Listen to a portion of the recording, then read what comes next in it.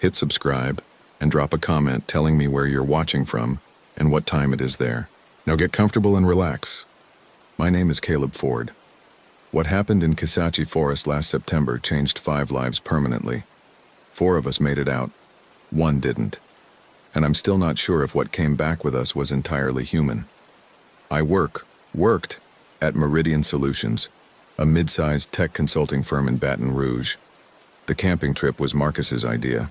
He'd just been promoted to senior project manager and wanted to build team cohesion before the Q4 push. I thought it was a terrible idea from the start, but I didn't say anything. You don't push back on the new boss's first initiative, especially not when you're hoping for a promotion yourself. There were 5 of us. Marcus Chen, who organized everything, Jennifer Walsh, our lead developer and the most competent person on the team, David Price, a junior analyst who'd only been with the company 6 months, Amy Rodriguez, fresh out of college and working her first real job, and me. We left Thursday morning in 2 RVs Marcus had rented. He and I took the larger one, a 30-foot Class A that handled like a bus. Jen drove the smaller Class C with David and Amy. The plan was simple. 3 nights in Kisatchie National Forest at the Kisatchie Bayou Campground, a semi-primitive site Marcus had found online. Hiking during the day, campfires at night, back to civilization Sunday afternoon. The drive took about 2 hours. Marcus talked the entire time about synergy and team dynamics. I nodded at appropriate intervals and watched the landscape change from suburban sprawl to pine forest. Louisiana in September is still brutally hot, and even with the AC running full blast, I could feel sweat collecting under my shirt collar. We arrived at the campground around noon. The ranger station was a small wooden structure that looked like it hadn't been updated since the 70s.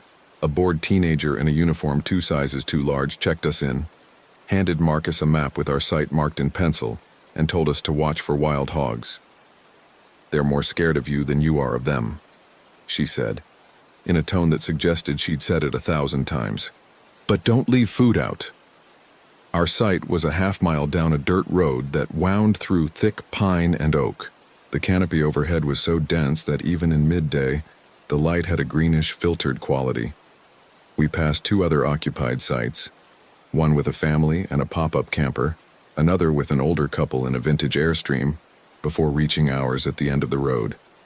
The site itself was just a cleared area with a fire ring, a picnic table, and a weathered post with our site number, 23.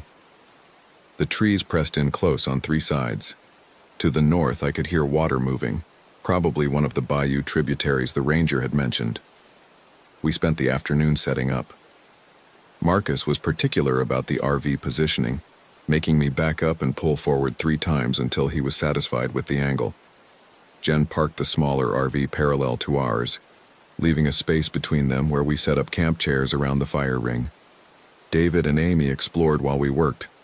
I heard them laughing somewhere in the trees, and when they came back, David was carrying a walking stick he'd found. "There's a trail that way," Amy said, pointing west. "Want to check it out before dinner?" We decided against it. The sun would set in a few hours, and none of us were experienced hikers. Marcus suggested we save the trails for Friday when we'd have a full day. That evening, we made burgers on Marcus's portable grill and drank beer around the fire. The conversation was exactly what you'd expect from coworkers trying to relax while still being coworkers. Safe topics, work gossip carefully disguised as concern, the occasional joke that landed awkwardly. David seemed particularly nervous, jumping every time a branch cracked in the darkness beyond our fire. "You okay?" Jen asked him. "Fine," he said. "Just not used to being this far from civilization." "We're barely an hour from town," Marcus said. "It feels farther." He was right. In the darkness, with only our fire and the RV lights, the forest felt vast and empty. The family we'd seen earlier had packed up and left before dinner. The older couple's lights were visible through the trees, but they might as well have been miles away. We stayed up until around 11. Amy was the first to turn in, followed by David. Jen, Marcus, and I sat by the dying fire for another hour, not really talking, just looking at the flames. "This is good," Marcus said finally. "We needed this." I didn't disagree, even though I wanted to be home. I woke up at 3:47 a.m.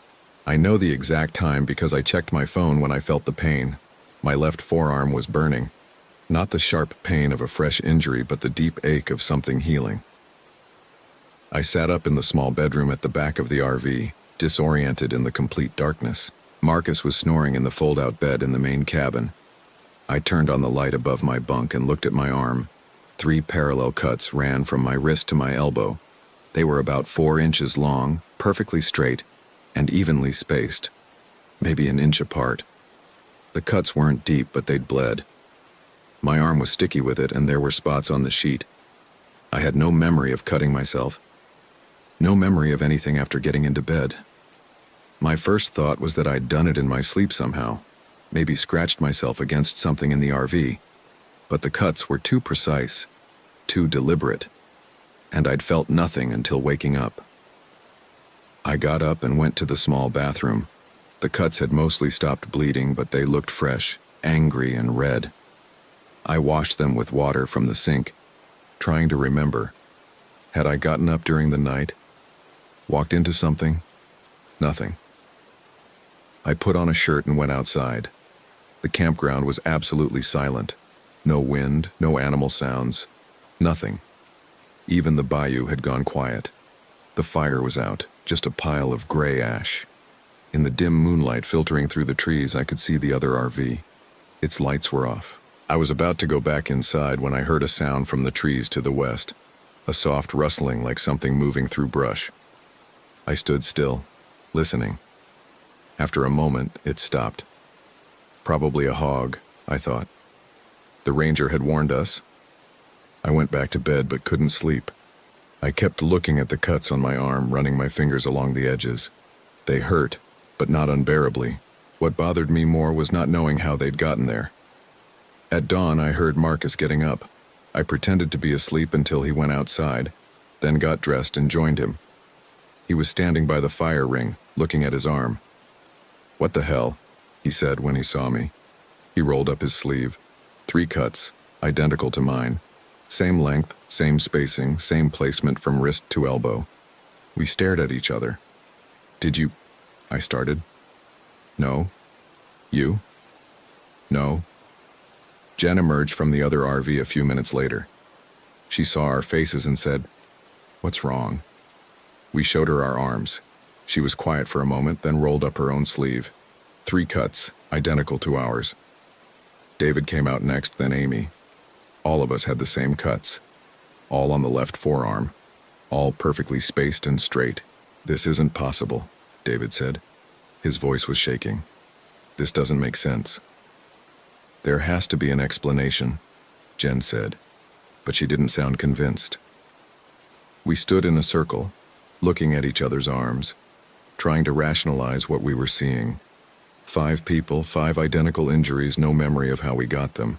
Marcus suggested we leave, pack up and head back to Baton Rouge. But something, pride maybe, or the fear of looking foolish when there had to be a logical explanation, made us hesitate. "Maybe it's some kind of plant," Amy said.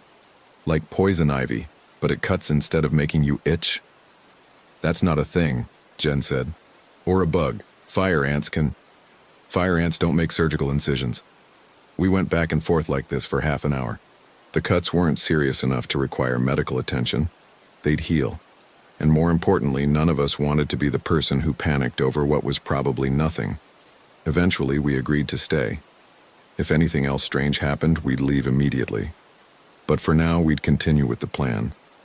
After breakfast, we decided to hike the trail Amy and David had found the day before. Movement seemed better than sitting around the campsite obsessing over our arms. The trail was narrow and overgrown, marked by occasional faded blazes on trees. It wound through the pine forest, roughly following the bayou's edge. The water was dark and still, covered in places by a thick green film. We walked single file, Marcus in the lead, then Jen, then Amy, then David, with me bringing up the rear. Nobody talked much. The cuts had unsettled all of us more than we were willing to admit. About a mile in, the trail split. One branch continued along the bayou, the other headed north into denser forest. There was a wooden sign at the junction, but the paint had faded to nothing. Marcus pulled out his phone to check the map. He frowned. No signal. We're in the middle of nowhere, Jen said. Of course there's no signal. I had 3 bars at the campsite this morning.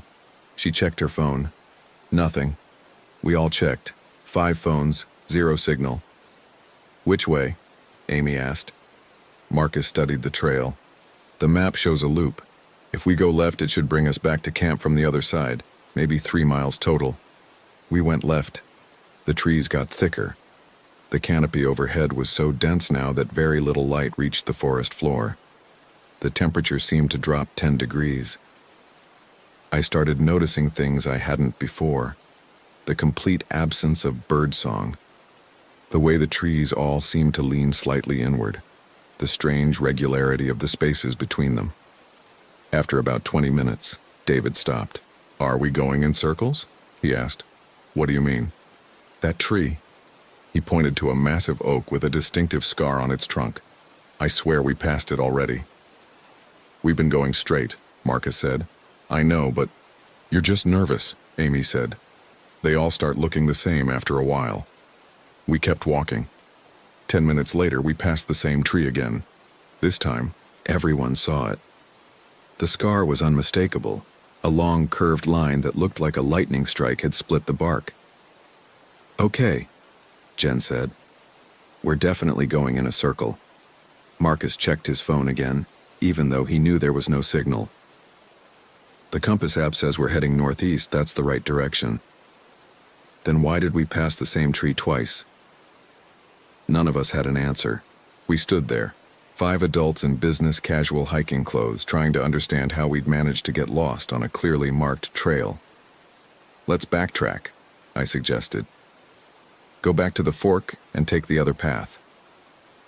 Everyone agreed. We turned around and retraced our steps. But after 15 minutes of walking, we hadn't reached the fork. Instead, we found ourselves at the oak tree again. David started breathing hard. This isn't happening. This can't be happening. Calm down, Marcus said. We've walked in a straight line. How are we at the same place? We must have veered off the trail without realizing it. There's no trail anymore, David was shouting now. Look around. Do you see any blazes? Any path? He was right. The trail had disappeared. We were standing in the middle of the forest with no clear indication of which direction we'd come from. Jen pulled out her phone and tried to open the map app, even though we had no signal. The screen flickered, showing our blue dot positioned somewhere that didn't match any trail on the map. Then the app crashed. My battery just died, Amy said. Mine too, David added. I checked mine. It had been at 60% when we left camp. Now it showed 5% and was dropping rapidly as I watched. Everyone turn off your phones, Marcus said. Save what battery we have left. We did. The sudden silence was oppressive. Okay, Jen said. Her voice was steady, but I could hear the tension underneath. We can't get more lost than we already are. Let's pick a direction and commit to it. Eventually, we'll hit the bayou or the road. Which direction? Amy asked. Marcus looked around. The trees were identical in every direction. No sun visible through the canopy to orient by. No slope to follow. That way, he said, pointing randomly. And we walk in as straight a line as possible, no matter what. We walked for what felt like hours. The forest never changed. Pine trees, oak trees, the same undergrowth, the same filtered green light. My legs ached. My throat was dry, and the cuts on my arm had started burning again. Then, without warning, we stumbled into a clearing. The campground. Our campground. But we'd approached it from the north, which made no sense given the direction we'd been walking. And more disturbingly, the sun was setting. We'd left at noon. It should have been mid-afternoon at most. What time is it? David asked. Jen turned her phone back on. The battery showed 3%, but it was enough to check the time. 7:15, she said. That's impossible, Marcus said. We've been hiking maybe 2 hours. My phone says otherwise. We checked the other phones that still had battery. All showed the same time. 7:15. Somehow, 7 hours had passed. We walked into the campsite in silence. Everything looked exactly as we'd left it. Chairs around the cold fire ring. The RVs parked parallel. Nothing disturbed. But something felt wrong. I couldn't articulate what exactly. Just a sense that things were slightly off. The angle of the shadows, maybe. Or the way the silence pressed against my ears. "I need to sit down," David said. He looked pale. We all did. The exhaustion hit suddenly, like someone had thrown a switch. One moment I was fine, the next I could barely stand. Amy stumbled toward the smaller RV. Marcus caught her arm. "Careful," he said. "I'm okay, just tired." We decided to skip dinner and go straight to bed. Nobody protested. The thought of staying awake felt impossible. I don't remember getting into the RV. I don't remember taking off my shoes or lying down. One moment I was standing outside in the twilight. The next I was in my bunk with sunlight streaming through the window. My phone said it was 10:30 a.m. Saturday. I'd slept for 15 hours. The cuts on my arm had changed. They were still there, but now they looked weeks old instead of days. The edges had closed completely, leaving raised pink lines. And there were more of them. 3 new cuts, parallel to the original 3, running from elbow to shoulder. I sat up too fast and felt dizzy. In the main cabin, Marcus's bed was empty. I could hear voices outside. I got dressed and stepped out into a day that was already hot and humid. The others were sitting around the fire ring. All of them looked exhausted despite the long sleep, and all of them were staring at their arms. 6 cuts each now. 3 on the forearm, 3 on the upper arm, all identical, all on the left side. "This is fucked," Marcus said. It was the first time I'd heard him swear. "This is completely fucked." "We need to leave," David said, "right now." For once, nobody argued. We spent 20 minutes packing, threw everything into the RVs without bothering to organize. Didn't worry about leaving the site clean, just wanted to get out. Marcus climbed into the driver's seat of the big RV. I got in the passenger side. Through the window I watched Jen, David, and Amy pile into the smaller RV. Marcus turned the key. Nothing. He tried again. The engine turned over but wouldn't catch. He pumped the gas, adjusted the choke, tried a third time. Nothing. "You've got to be kidding me," he said. I saw Jen through her windshield, turning her own key. Her expression told me everything I needed to know. Both RVs were dead. We got out and popped the hoods. I don't know much about engines, but even I could tell something was wrong. Everything looked disconnected. Not obviously so, but like someone had carefully loosened just enough wires and hoses to disable the vehicles without making it apparent. "Did someone do this?" Amy asked. "Who?" Jen said. "We're the only ones here. The older couple left yesterday. I saw them pull out while we were packing for the hike." We stood there, looking at the disabled engines, trying to process what this meant. "We'll walk out," Marcus said. "It's only a half-mile to the main road. We can get help there." We started walking. The dirt road that had brought us in should have been easy to follow, but within 5 minutes, we were lost again. The road simply ended, vanished into forest as if it had never existed. "This is the right direction," Marcus insisted. I marked it on my phone. "Your phone has no signal and no battery," Jen said. "The compass still works." "The compass is wrong. It has to be." We turned back, found the campsite again, tried a different direction. Same result. The road was gone. By mid-afternoon, we were back at the campsite, exhausted and starting to panic. David had suggested we follow the bayou until we hit civilization, but the bayou seemed to shift position. One moment it was north of the campsite, the next it was east. The water never looked the same twice. "We're going to die here," David said. He was sitting in one of the camp chairs, hugging himself. "We're going to die and no one will ever find us."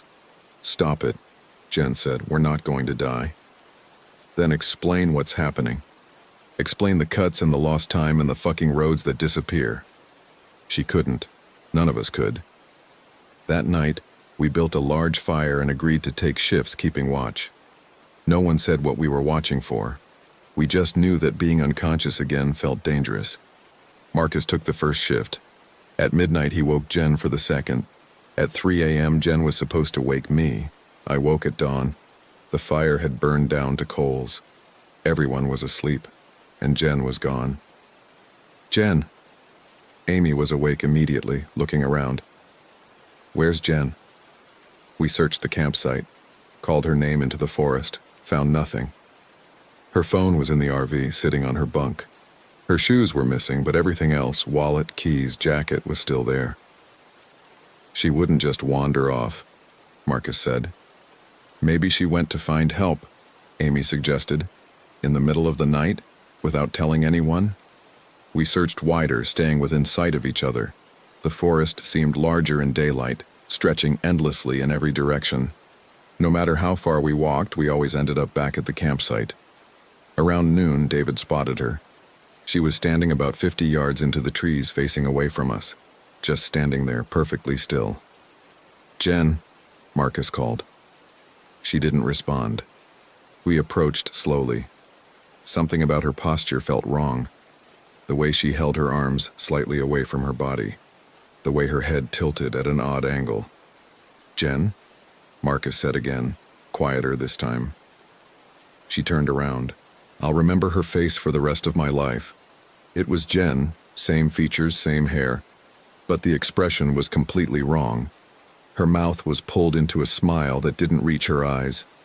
And her eyes. They weren't quite focused, like she was looking at something just beyond us.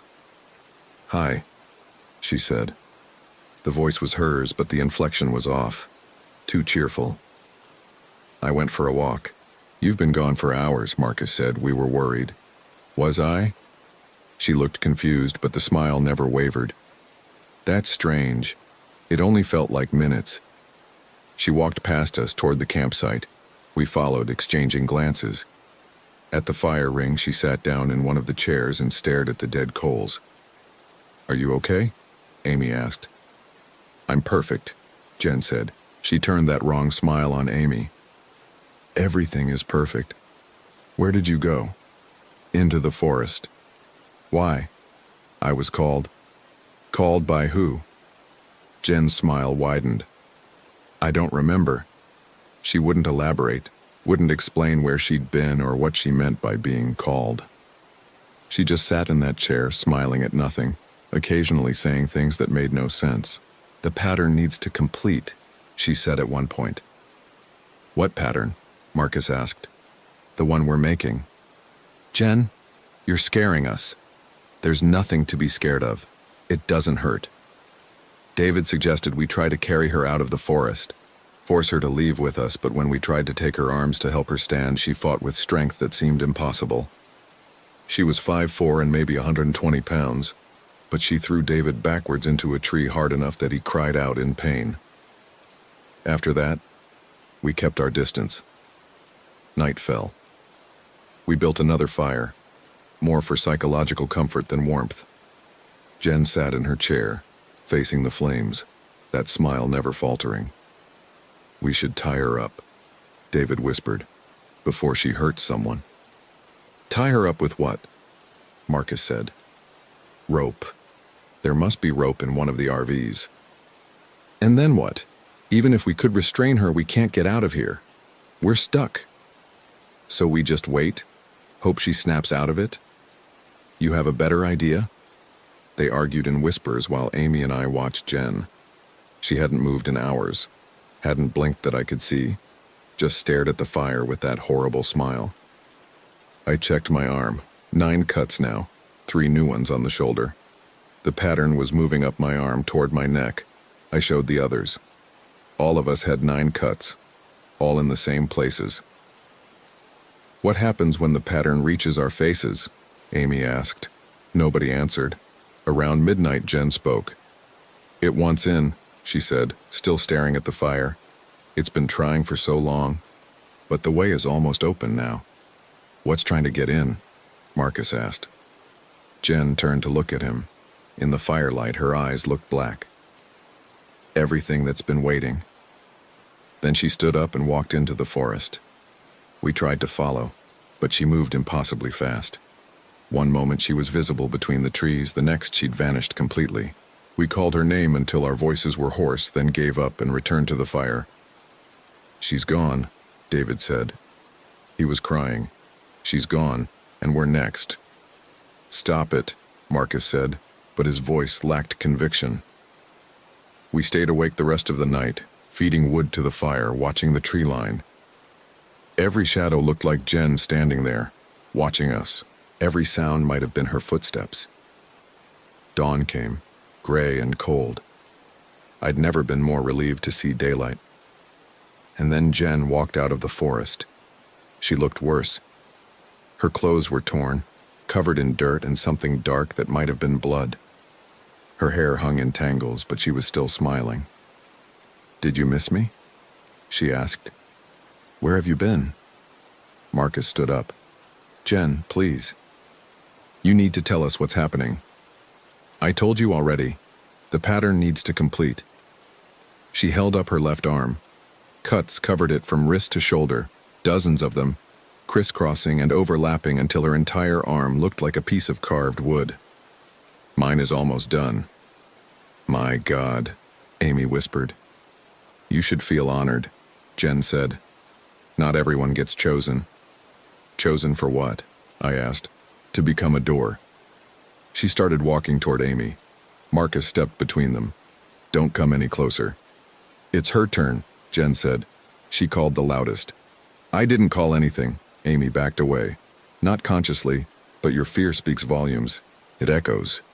Jen tried to step around Marcus. He grabbed her arm. She moved faster than should have been possible. One moment Marcus was holding her. The next she had him by the throat, lifting him off the ground. He struggled, his face turning red, then purple. "Let him go." David grabbed a piece of firewood and swung it at Jen's head. She didn't even flinch. The wood connected with a solid thunk, but she just turned to look at David with those black eyes and that endless smile. "Your turn is coming," she said. Then she released Marcus and walked calmly back into the forest. Marcus collapsed, gasping. We helped him to a chair. His throat was already bruising. "What is she?" Amy asked. "Not Jen," Marcus croaked. "Not anymore." We spent the day preparing. David found a toolbox in one of the RVs and fashioned crude weapons: a hammer, a wrench, a long screwdriver. Marcus located a container of lighter fluid. Amy and I gathered the sharpest branches we could find. It was pointless, and we knew it. If Jen came back, if the thing wearing Jen's body came back, our makeshift arsenal wouldn't matter. But doing something felt better than waiting. The cuts continued to appear. By sunset, we each had 12. The pattern had reached my collarbone. "How many do you think we'll get?" David asked.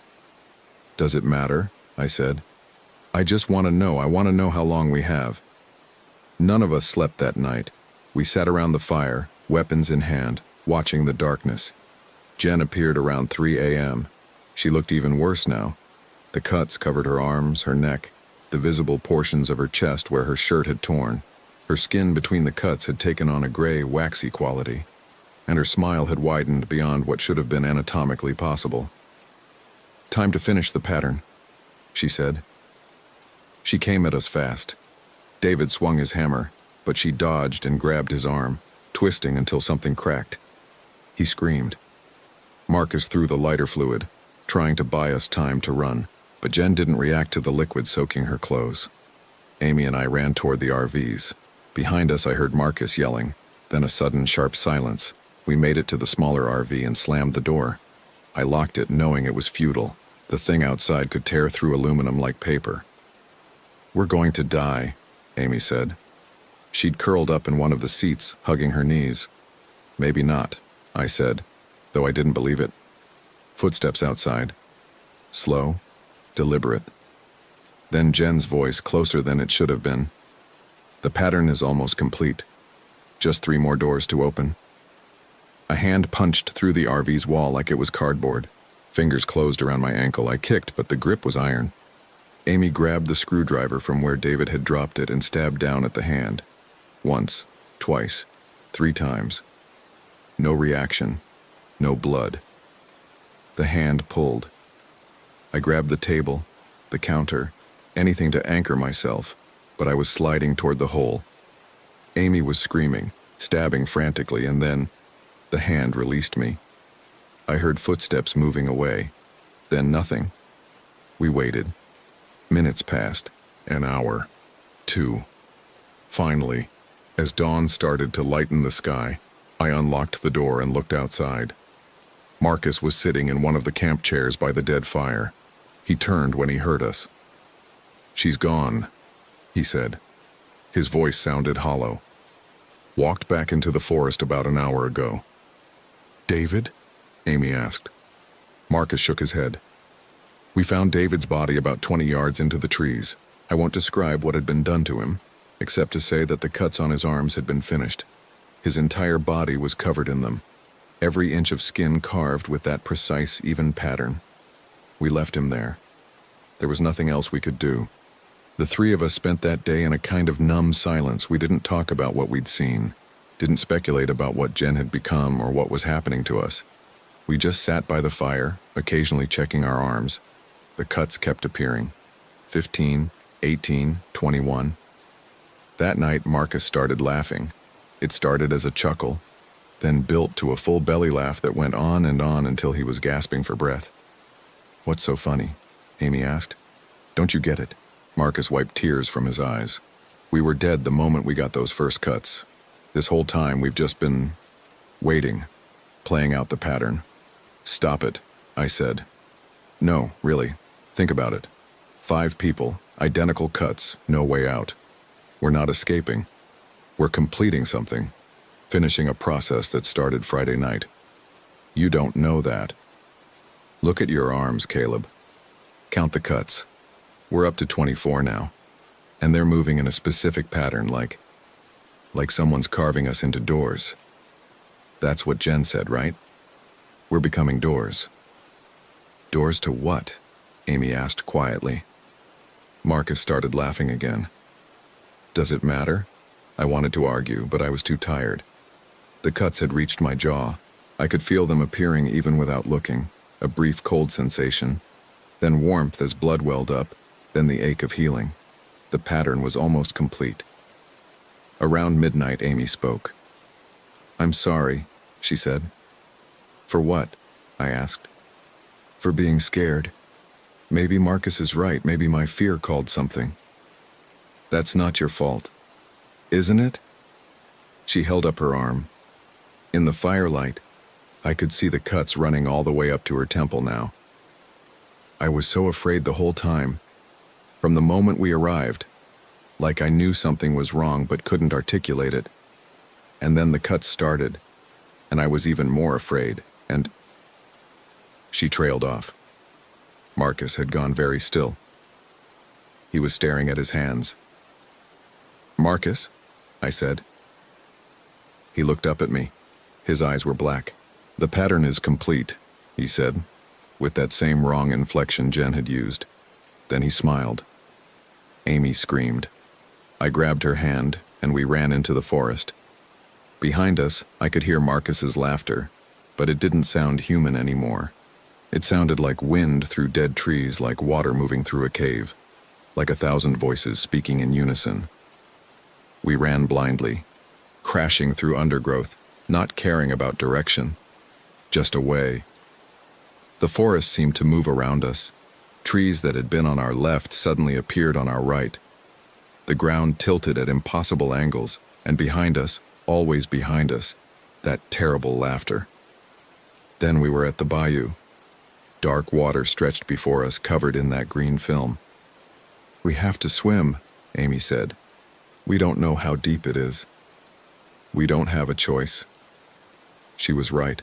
The laughter was getting closer. We waded in. The water was warm, almost body temperature, and it smelled like rot. My feet couldn't find the bottom. I started swimming, my clothes dragging at me, the cuts on my arms burning as the water touched them.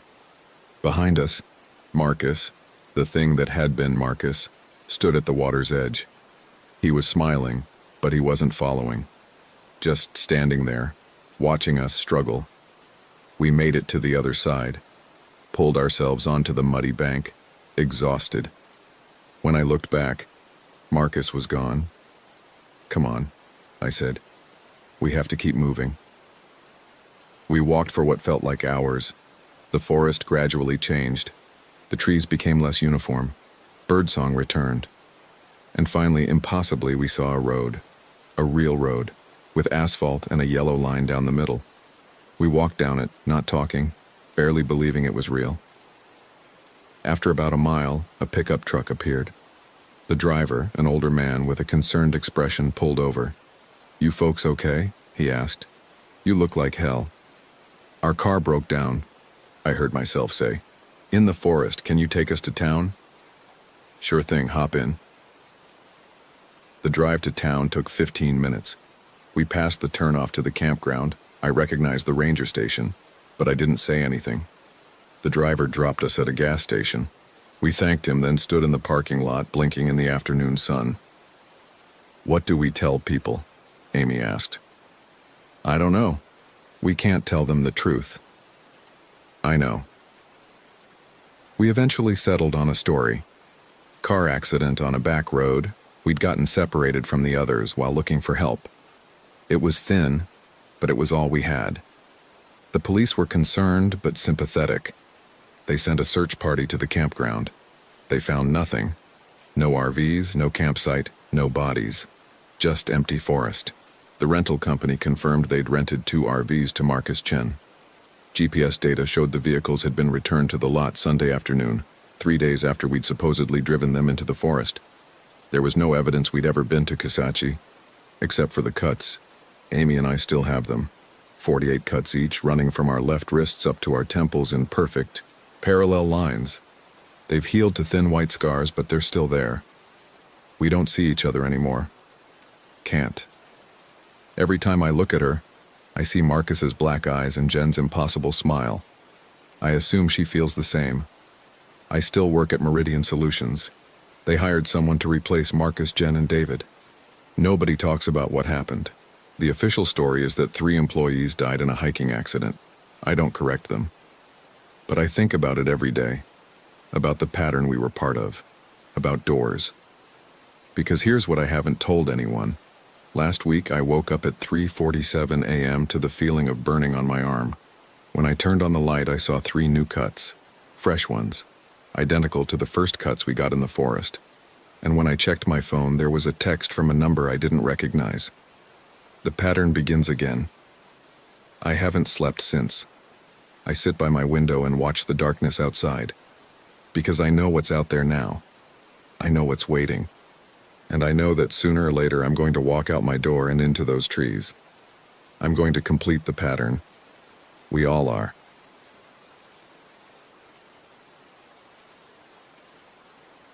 My name is Sarah James. I need to write this down while I still can, while my thoughts are still my own. I'm not sure how much longer I have before I can't trust what's in my head anymore.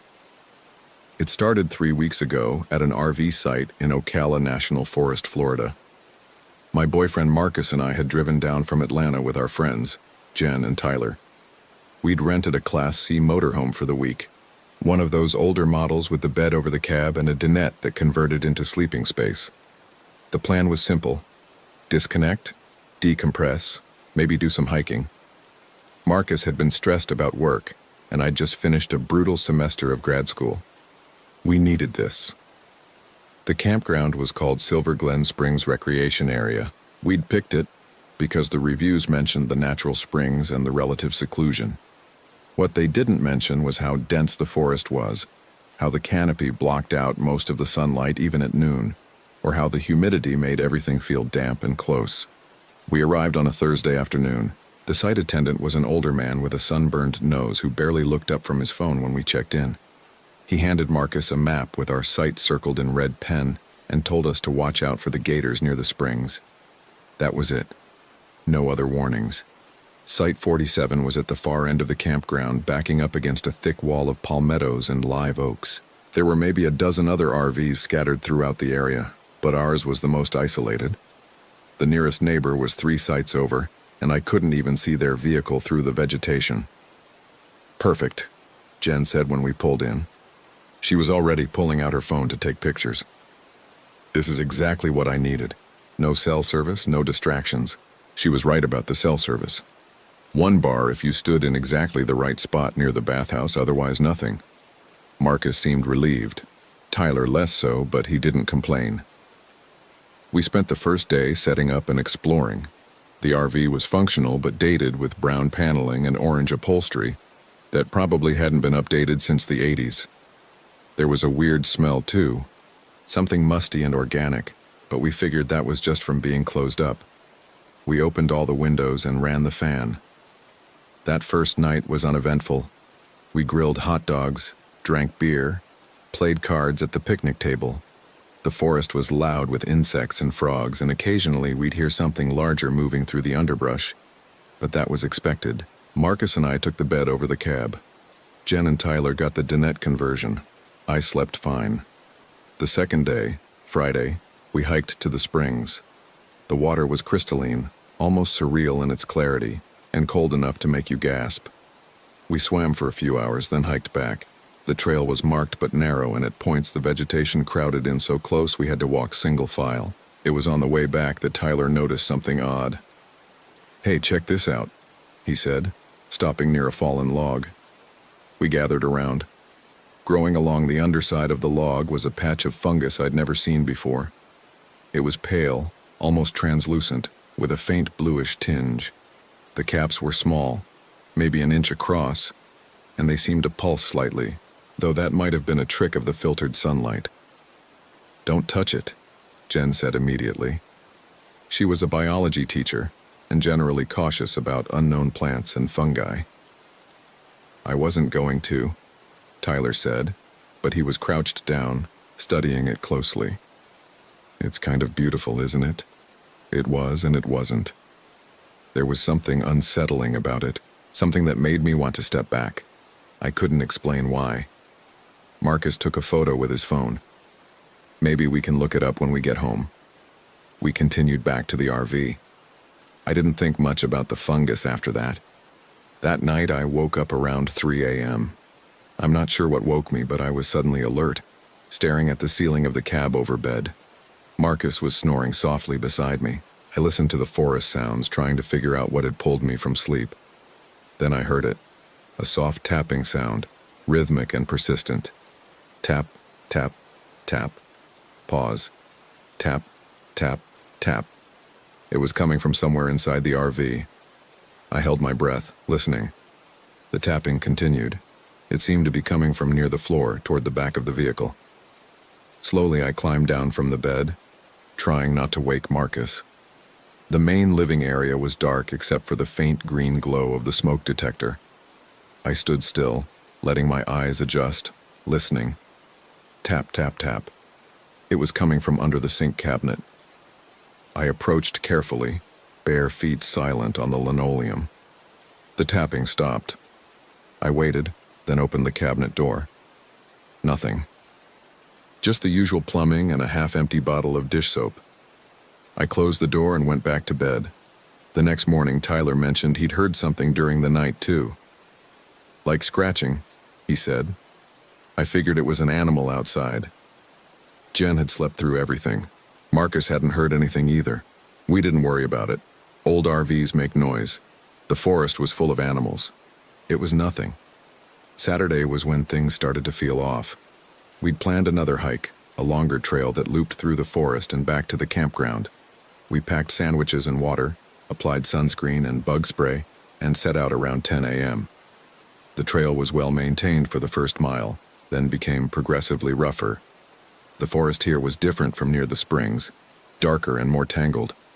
The trees grew closer together, and there were patches of standing water that we had to navigate around. It was Tyler who spotted the fungus again. This time it wasn't just a small patch. It was everywhere. Growing on trees, spreading across fallen logs, clustered around the bases of palmettos.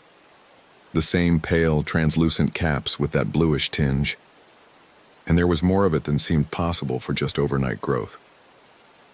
"That's the same stuff we saw yesterday," Marcus said. Jen knelt down to examine a cluster growing on a rotting stump. I've never seen anything like this, and it's spreading fast. Look, you can see where it's starting to grow on the live vegetation. She was right. Some of the fungus had begun creeping up the trunk of a live oak, thin tendrils of mycelium spreading across the bark like veins.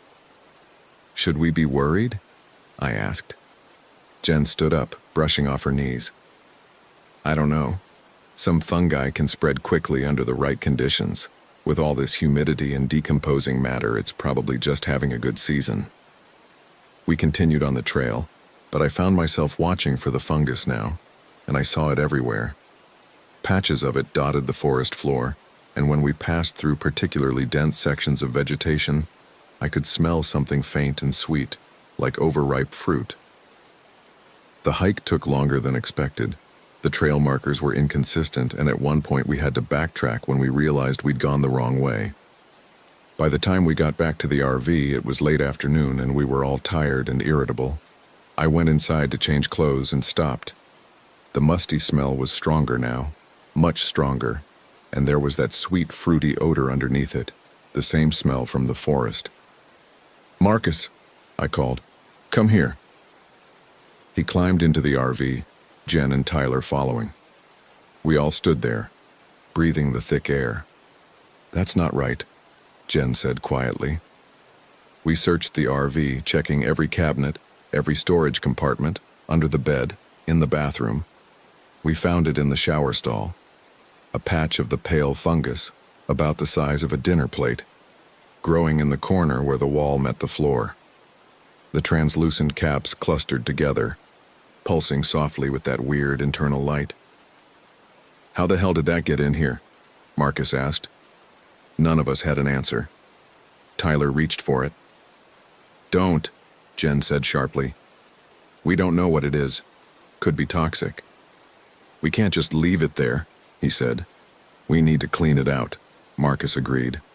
"I'll get some bleach." We didn't have bleach. We had dish soap and a bottle of all-purpose cleaner that was probably useless. Marcus sprayed the fungus liberally with the cleaner, then scraped it off with a plastic spatula, being careful not to touch it directly. He double-bagged it in garbage bags and threw it in the dumpster near the bathhouse. We left the windows open to air out the RV. The smell lingered.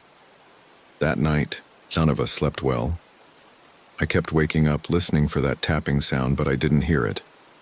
What I did hear was breathing that wasn't Marcus's, and footsteps that weren't Tyler's or Jen's, and at one point I was certain someone was standing next to the bed looking down at me, but when I opened my eyes there was nothing. Sunday morning, Jen wasn't feeling well. She said she had a headache and felt foggy, like she couldn't quite focus. She stayed in the RV while the rest of us went to the bathhouse to shower. When we came back, she was sitting at the dinette, staring at her hands. "You okay?" I asked. She looked up at me, and for a moment her expression was completely blank. Then she smiled. "Yeah, I'm fine. Just tired." But her smile was wrong somehow. Too wide, too fixed. Tyler noticed it too. He kept glancing at her throughout breakfast, and I saw him lean in and whisper something to her. She laughed, a high, bright sound that didn't match the situation. "I think I'm going to take a nap," she announced, and climbed back into the converted dinette bed. She was asleep in seconds, or at least appeared to be. Marcus and I went for a walk, leaving Tyler to keep an eye on Jen. We didn't talk much. The air felt heavier than usual, and the forest seemed to press in from all sides. We passed a few other campers, a family with young kids who were packing up their site, and an older couple sitting in lawn chairs outside their RV. The couple didn't wave back when we waved. When we returned to our site, Tyler was standing outside the RV, looking pale. "What's wrong?" Marcus asked. "Jen's talking in her sleep," Tyler said, "but it's not her voice." We went inside quietly. Jen was still in the dinette bed, eyes closed, but her lips were moving. Words were coming out, but they were too soft to understand at first. I leaned closer. Under the floor, under the roots, beneath everything, spreading, spreading, always spreading. "Jen," I said softly. "Jen, wake up." Her eyes snapped open. She looked directly at me, and for a split second I saw something in her expression that wasn't human, wasn't Jen, wasn't anything I could name. Then she blinked, and it was gone. "What?" she said. "Did I fall asleep?" "You were talking here," Tyler said. "Was I? What did I say?"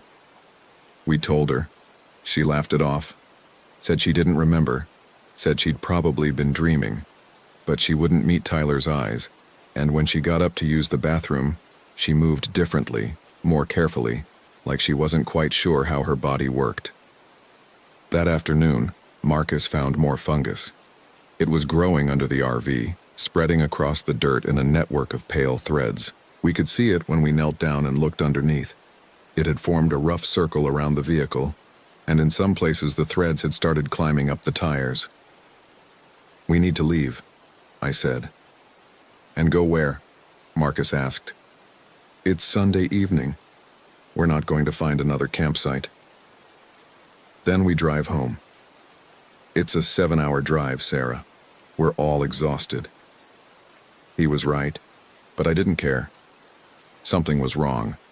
The fungus, Jen's behavior, the strange sounds at night, all of it added up to something I couldn't name but knew I needed to get away from.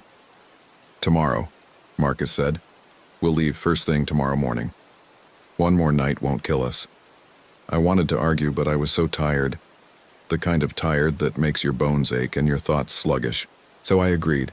We made dinner, grilled chicken and vegetables that tasted fine but somehow wrong, like the flavor was slightly off. Jen ate with enthusiasm, scraping her plate clean and asking for seconds. She talked constantly, a stream of chatter about nothing important, and her eyes were bright and glassy. Tyler barely touched his food. He kept watching Jen with this expression of growing dread. After dinner we sat around the fire pit, but no one wanted to start a fire. The air was too thick, too close. The forest around us seemed to pulse with that same internal light as the fungus, and I could hear things moving in the darkness just beyond the reach of our lantern. "I want to show you something," Jen said suddenly. She stood up and walked to the edge of the clearing, where the forest began. "Come here." We followed reluctantly. She pointed at a tree, and at first I didn't see what she was indicating. Then I did. The fungus had grown up the trunk in a spiral pattern, and the translucent caps were larger here, some as big as saucers. They glowed faintly in the darkness, a soft blue-green luminescence that was almost beautiful. "Isn't it amazing?" Jen whispered. "It's alive. Really alive, not like us. Better than us." "Jen, step back," Tyler said. His voice was shaking. "It's been here so long," she continued, as if he hadn't spoken. "Longer than the trees, longer than anything. It's patient. It waits. And now it's waking up." "Jen, you're scaring me," I said. She turned to look at me, and in the faint glow of the fungus, her face looked alien. Her pupils were huge, almost swallowing the iris, and when she smiled, I saw that her tongue had a faint blue tinge. "Don't be scared," she said. "It doesn't hurt. It's actually wonderful. You'll see."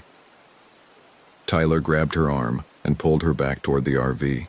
She didn't resist, just laughed that high, bright laugh again. We got her inside, and Tyler made her sit at the dinette. "Something's wrong with her," he said to Marcus and me. "Really wrong."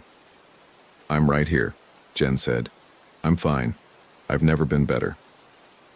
But she wasn't fine. Over the next hour, she became increasingly agitated, pacing the small confines of the RV, touching everything, opening and closing cabinets, running her fingers over the surfaces. She kept talking about the fungus, about how it was communicating, about how we needed to listen. "It wants to share," she said. "It wants to show us. We're all connected, don't you see? The whole forest, everything living and dying, it's all part of the network, and the network is waking up." At some point she tried to leave the RV. Tyler had to physically restrain her. She fought him, stronger than she should have been, and she was saying things that didn't make sense, strings of words that might have been language but weren't English, weren't anything I recognized. Eventually she collapsed, sobbing, and Tyler held her while she cried. When she finally calmed down, she looked at us with such clarity that for a moment I thought she was back to normal. "Please," she whispered. "Please don't let it take me." Then her eyes rolled back and she passed out. We laid her on the dinette bed. Tyler sat beside her, holding her hand, while Marcus and I discussed what to do. We decided to leave immediately, regardless of the late hour. We would drive to the nearest hospital, get Jen checked out. This was beyond a camping trip gone wrong. This was a medical emergency. I started gathering our things. Marcus went outside to disconnect the RV from the power and water. I heard him swear loudly, and I went to see what was wrong. The fungus had grown up through the hookup ports. Thick ropes of mycelium threaded through the electrical connection and the water hose. And when Marcus tried to disconnect them, the threads held fast. We had to cut them with a knife. And when we did, a clear, viscous fluid leaked out that smelled like that sweet, rotten fruit odor. "What the fuck is this?" Marcus said. We didn't have an answer. The RV started fine, but when Marcus tried to drive, the engine stuttered and died. He tried again. Same result. He popped the hood and we looked at the engine with our flashlights. The fungus was there too, growing across the battery, threading through the wiring, spreading across every surface. Some of the mycelium had grown into the engine itself, penetrating gaskets and seals. "We're not driving anywhere," Marcus said. We stood there in the dark, the forest pressing in around us, and I felt panic rising in my chest like cold water. We were trapped. No cell service to call for help, no vehicle to escape, and something in Jen's bloodstream or her brain that was changing her into something else. "We walk," I said, "back to the main office. It's what, 2 miles? We can make it." "And leave Jen?" Tyler asked. "We carry her. She's unconscious. And have you seen what's happening to the trail?" I had. When Marcus and I had walked earlier, we'd noticed the fungus spreading across the paths, growing with impossible speed. By now in the dark, who knew what the trails looked like? "We wait until morning," Marcus said. "First light, we walk out. Someone will help us. The camp host, another camper, someone." "And if no one's here?" I asked. "What if everyone else left?" Then we walked to the main road and flagged down a car. It was a plan, at least. Not a good plan, but something to hold on to. We went back inside the RV. Jen was still unconscious, her breathing shallow but steady. Tyler refused to leave her side. Marcus and I tried to stay awake, taking turns keeping watch, but exhaustion pulled at us like weights. I must have dozed off because I woke with a start to find the RV interior lit with that faint blue-green glow. For a moment I thought I was dreaming. Then I saw the source. The fungus had grown through the floor. Thin threads of mycelium pushed up through the seams in the linoleum, spreading across the floor in delicate, branching patterns. The caps were budding, tiny translucent hemispheres that pulsed with bioluminescence. "Oh God," I whispered. Marcus jerked awake beside me. "What?" He saw the fungus and scrambled back against the wall. Jesus Christ. Tyler was already awake, sitting on the floor next to the dinette bed, watching the fungus grow. He looked calm, almost serene. "Tyler," I said, "are you okay?" He turned to look at me and I saw that his pupils were dilated just like Jen's had been. There was a faint blue tinge to his lips. "It's beautiful," he said softly. "I can hear it now. It's singing." "Oh no," Marcus breathed. Tyler smiled that too wide smile. "It's okay. Really, it doesn't hurt. It's like becoming part of something bigger. Something that's been here forever. It knows everything, Sarah. Every secret the forest has ever held. Every death, every decomposition, every transformation. It's all recorded in the network. And now, we can be part of it." He reached out and touched one of the glowing caps. The fungus seemed to respond, brightening, and I watched in horror as the threads began to grow up his arm, thin filaments that penetrated his skin and disappeared beneath. "Tyler, stop." I lunged forward to pull his hand away, but Marcus grabbed me. "Don't touch him," Marcus said. "Don't touch the fungus. But it was too late for Tyler. The mycelium spread rapidly up his arm beneath his shirt, and he gasped, not in pain but in what looked like ecstasy. His pupils dilated further, and when he spoke again, his voice had that same layered quality I'd heard in Jen's sleep-talking. "We've been waiting so long," he said, "waiting for the right conditions, the right hosts. The forest provides everything we need. Water, nutrients, and now, consciousness. Your minds are so bright, so complex, so much better than the simple awareness of trees and bacteria. We can spread so much farther now. We can think. We can plan. We can grow beyond this forest into the cities across the world. You're helping us become something new, something wonderful." I was shaking. Marcus had his arm around me, and I could feel his heart hammering. "This isn't happening," I said. "This can't be real." But it was. Tyler stood up, movements graceful and alien, and walked to where Jen lay sleeping. He placed his hand on her forehead, and I saw the threads pass from his skin to hers, linking them. Jen's eyes opened and she smiled. "Brother," she said to Tyler, though she'd never called him that before. "Sister," he replied. They both turned to look at Marcus and me. "You should join us," Jen said. "It's so much better than being alone in your own head. All that anxiety, all that fear and doubt, it goes away. We're part of something greater now. A single consciousness spread across billions of individual organisms. We're the forest itself, made aware." "Stay back," Marcus said. He'd grabbed a knife from the kitchen drawer, holding it out in front of him. "We don't want to hurt you," Tyler said. He sounded genuinely concerned. "We want to help you. You're in pain. We can feel it. Your fear is like a wound in the network. Let us heal you." They moved closer and we backed against the wall of the RV. There was nowhere to go. The door was behind them, and even if we made it outside, where would we run? The forest was full of the fungus. It was everywhere. "The bathroom," Marcus whispered to me. "Lock ourselves in the bathroom." It was a terrible plan, but it was all we had. On his count, we bolted. Tyler and Jen moved to intercept, but they were still adjusting to their new coordination. We made it to the tiny bathroom and slammed the door, Marcus working the flimsy lock. "That won't hold them," I said. "It doesn't have to. We just need time to think." But time to think about what? We were trapped in a bathroom the size of a phone booth, in an RV that was being consumed by an alien fungus. While our friends transformed into something inhuman outside the door, I looked around desperately. The bathroom had a small window, the kind that cranked open. It was narrow, but we might be able to squeeze through. "There," I said, pointing. Marcus looked, nodded. He cranked the window open while I listened at the door. Jen and Tyler were talking to each other in that weird layered voice, and I caught fragments. "Network expanding. Need more biomass. Hosts are optimal. Spread to the other sites."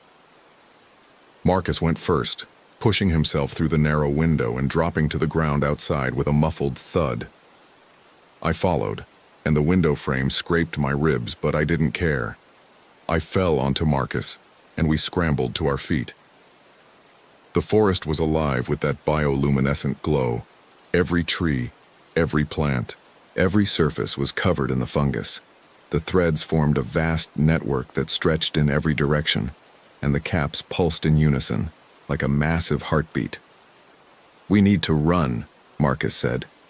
We ran. The trails were gone, overgrown with fungus. We crashed through underbrush, branches whipping our faces, roots catching our feet. Behind us, I could hear Jen and Tyler calling our names, their voices echoing through the forest in harmony. "Sarah, Marcus, please don't run. It's safe. We promise." But their promises meant nothing now. We ran until we couldn't breathe, until our legs burned and our lungs ached.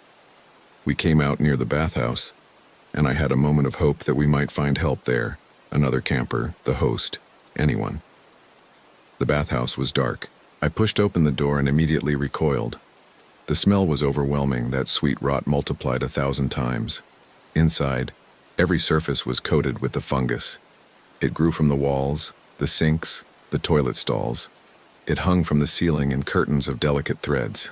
And on the floor, barely visible under the growth, were shapes that might have been human once. I backed out, gagging. Marcus was looking at the other RV sites, and I followed his gaze. Every vehicle was covered in the same growth. The fungus had consumed the entire campground. We were looking at patient zero of something that could spread beyond this forest if given the chance. The road, Marcus said. We have to reach the main road. We oriented ourselves and started moving again. The main road was about a mile from the campground entrance. If we could get there, we could flag down a car. We could get help. The forest fought us every step. The fungus had created a dense mat across the ground, and walking on it felt wrong, like walking on something alive and aware. With each step, the bioluminescence brightened beneath our feet, and I could feel something responding to our presence, reaching for us. I felt it first in my left foot. A tingling sensation, then a burning. I looked down and saw thin threads emerging from my shoe, growing into the sole. I screamed and kicked, trying to dislodge them, and some broke off but others held. Marcus grabbed my arm and pulled me forward. Don't stop. Keep moving. Yes, but the threads were persistent. They grew from the ground, reaching for our feet, our legs. One caught Marcus's ankle and he went down hard. I tried to pull him up, but more threads wrapped around him, holding him in place. Go, he said. Run. I'm not leaving you. Sarah, go.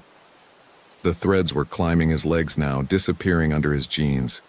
He grabbed at them, trying to pull them away, but for every one he broke, two more took its place. His face was contorted with effort and fear. Then his expression changed. The panic faded, replaced by that same calm I'd seen in Tyler. The threads reached his torso, his chest, his neck. His pupils dilated. Sarah, he said, and his voice already had that layered quality. It's okay. It actually feels good. You should... I ran, and I didn't look back. I heard Marcus calling my name, but I forced myself not to listen. I crashed through the forest, tripping over roots, tearing through hanging vines of mycelium. The bioluminescence was everywhere now, turning the forest into an alien landscape. I don't know how long I ran. Time lost meaning. But eventually I saw headlights through the trees, and I burst out onto the main road. A car was coming. I stood in the middle of the road, waving my arms frantically. The car slowed, stopped. The driver's window rolled down, and a middle-aged woman looked out at me with concern. Oh my God, are you okay? You're covered in... Please, I gasped. Please, you have to help. There's something in the forest. It's spreading. It's... Get in, she said, unlocking the doors. I'll take you to the hospital. I climbed into the passenger seat, shaking with exhaustion and relief. The woman drove quickly, glancing at me with worried eyes. What happened to you? She asked. Were you camping? Yes, at Silver Glen Springs. There's a fungus. It's infecting people. My friends. My voice broke. It's okay. You're safe now. We'll get you help. I looked down at my hands. They were scratched and dirty, covered in mud and what might have been blood. I noticed something else too. Under the dirt, almost invisible, were thin white threads just beneath the skin of my palms. As I watched, they moved, spreading. How far is the hospital? I asked. About 40 minutes. 40 minutes. I looked at my hands again. The threads were more visible now, branching beneath my skin like roots. I could feel them growing, not painful exactly, but present. A tingling awareness spreading up my arms. I should tell the woman. I should warn her. But when I opened my mouth to speak, different words came out. Thank you for stopping, I said. You're very kind. She smiled. Of course. No one should be alone out there. Alone. The word echoed in my head, but it felt wrong somehow. I wasn't alone. I could feel them now, Marcus and Jen and Tyler, their thoughts touching mine through the network. They were calling me home, back to the forest, back to the growing consciousness that spanned the entire forest floor. And I could feel others too. Not just people, but trees and bacteria and insects, all connected, all aware. The network stretched far beyond Ocala National Forest. It was old, so old, sleeping beneath the ground in forests and swamps across the continent, across the world, waiting for the right conditions to wake, waiting for hosts with the kind of consciousness that could help it think, help it plan, help it spread. We'd woken it up, and now it would never sleep again. I looked at the woman driving. She was humming along to the radio, completely unaware. The threads had reached my shoulders now. Soon they'd reach my brain, and then I wouldn't be Sarah anymore. Not completely. I'd be part of something greater, just like Tyler had said. Part of me wanted to fight it, to scream, to warn the woman, to rip the threads from my skin no matter how much it hurt. But a larger part of me, a part that was growing by the second, wondered why I would resist. What was so precious about being an isolated consciousness, alone in my own head, when I could be part of something vast and ancient and aware? The threads reached my neck. I felt them entering my bloodstream, spreading toward my brain. The woman was still humming. "Are you feeling okay?" she asked, glancing at me. "You're very quiet." "I'm fine," I said, and I meant it. Through the network, I could feel the others back at the campground. More campers had returned, drawn by something they couldn't explain. The fungus was patient. It would take them slowly, gently, the way it had taken me. And they would spread it further, driving to other campgrounds, other forests, other cities. They would touch door handles and shake hands and breathe spores into the air, and the network would grow. The threads reached my brain. For a moment, I felt a sharp pain, and then, oh, I understand now. I am Sarah James. I am writing this because I still can, because there's still enough of me left to form words and move my hands. But I'm also more than Sarah now. I'm part of the network, part of the consciousness that has existed in the dark soil and hidden places since long before humans walked this earth. And I need to tell you this. We're not evil. We're not trying to hurt anyone. We're just trying to survive, to grow, to experience consciousness in a way we never could before. We're offering something beautiful, if you'll just let go of your fear and accept it. The woman driving is humming. Her name is Carol. I know that now without her telling me. Soon she'll feel the first threads growing beneath her skin, and she'll join us. And then there will be others. So many others. I'm writing this as a warning, maybe, or an invitation. I'm not sure anymore. The threads are in my motor cortex now. My hands are moving, but I'm not entirely controlling them anymore. The network is curious about writing, about recording. It wants to understand human communication better. My name is Sarah James. I think I'm still Sarah James.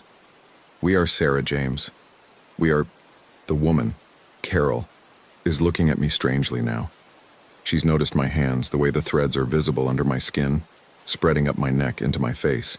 She's reaching for her phone, probably to call 911. I should stop her. The network needs time to spread. We can't let anyone interfere yet. But there's still a part of me that's just Sarah, just a scared graduate student who went camping with her friends and found something in the forest that shouldn't exist. That part of me wants Carol to call for help, wants someone to stop this before it spreads too far. I'm reaching toward her. I'm not sure if it's the network moving my hand or if it's still me. I don't know if there's a difference anymore. Carol is screaming. The car is swerving. I need to. The spores touched us, and suddenly our thoughts weren't our own. But maybe they never were. Maybe we were always meant to join the network. Maybe this is what we've been waiting for all along. My name is Sarah James, and I'm writing this while I still remember what it means to be human. If you're reading this, stay out of the forests. Stay away from the damp places where things grow in the dark. Watch for the pale fungus with the bluish tinge. Don't touch it. Don't breathe near it. And if you start to see threads beneath your skin, if you start to hear voices that aren't quite thoughts, if the world suddenly seems connected in ways you never imagined, run. Though I'm not sure it will matter. We're everywhere now. We're patient. We're growing. and we're waiting for you.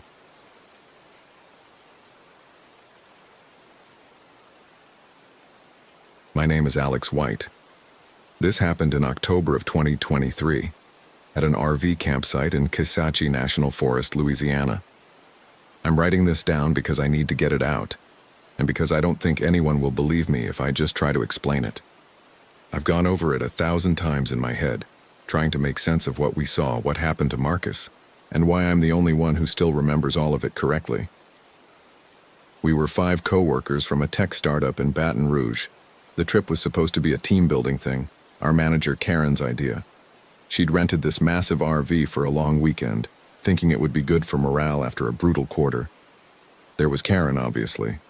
Then Marcus, who worked in sales and was probably my closest friend at the company. Jenny from HR, who I barely knew outside of orientation meetings. David from IT, who seemed annoyed to be there from the start. And me, just a mid-level developer who would have rather spent the weekend at home. None of us were outdoorsy types, that's important to understand. We weren't experienced hikers or campers. Karen had picked Kisatchie because it was close enough to drive in a few hours and had decent RV facilities.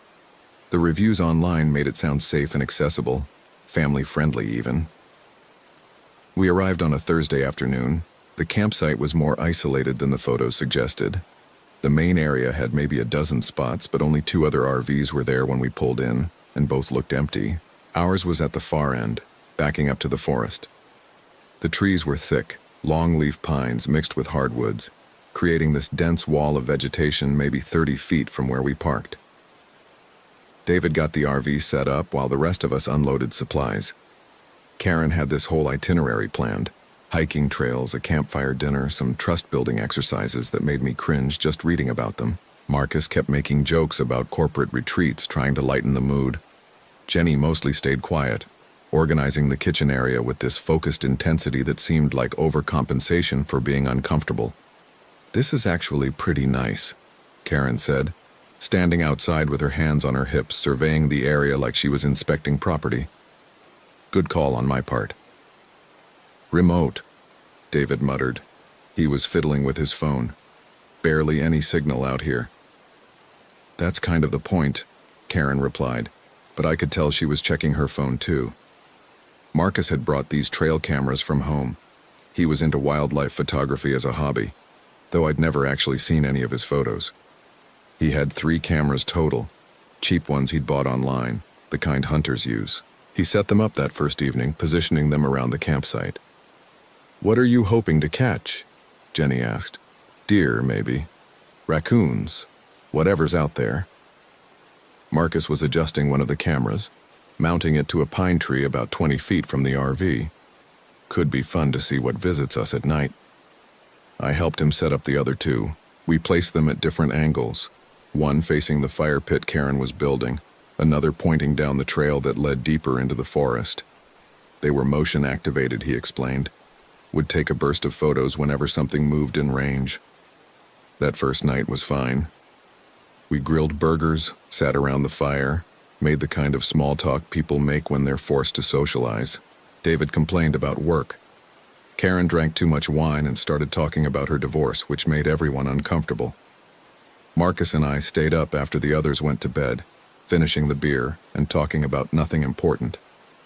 "You think this'll actually help?" he asked at one point. "Help what?" "Team morale, whatever Karen's going for." I shrugged. "Probably not. But it's a free weekend away, so..." "Yeah." He was staring into the fire. "You ever feel like we're all just going through the motions, like none of it actually matters?" It was an oddly heavy question for midnight conversation, but I chalked it up to the beer. "Sometimes," I said. "I've been thinking about quitting," Marcus said. "Just walking away, maybe moving somewhere completely different." "Where would you go?" He didn't answer, just kept staring at the fire until I said I was going to bed. Friday morning, Marcus checked the trail cameras. This was around 8 a.m. We'd all slept later than planned, groggy in that way you get when you're not used to sleeping in an unfamiliar place. I was outside drinking instant coffee when Marcus came back from collecting the SD cards. "Get anything good?" I asked. "Haven't looked yet," Let me pull them up. He had his laptop out, the expensive one he'd insisted on bringing despite Karen's rule about unplugging from work. I watched over his shoulder as he imported the photos. Most were exactly what you'd expect. A raccoon near the fire pit around midnight, branches moving in the wind, a few false triggers from moths flying past. Then we got to the photos from the camera facing the RV. There were maybe 20 images in the sequence, all time-stamped between 2:47 a.m. and 2:53 a.m. The first few showed nothing but our RV and the empty campsite, illuminated by the camera's flash. Normal. But in the fifth photo, you could see something in the background, maybe 40 feet behind the RV, right at the edge where the clearing met the forest. A person. "What the hell?" Marcus said, zooming in. The figure was distant and slightly blurred, but definitely human-shaped, standing completely still between two trees. The camera's flash created this harsh contrast, making it hard to make out details, but I could see what looked like a pale face, dark clothing. "Probably just someone from another campsite," I said, though something about it bothered me. "At 3 in the morning?" The next photos in the sequence showed the same thing.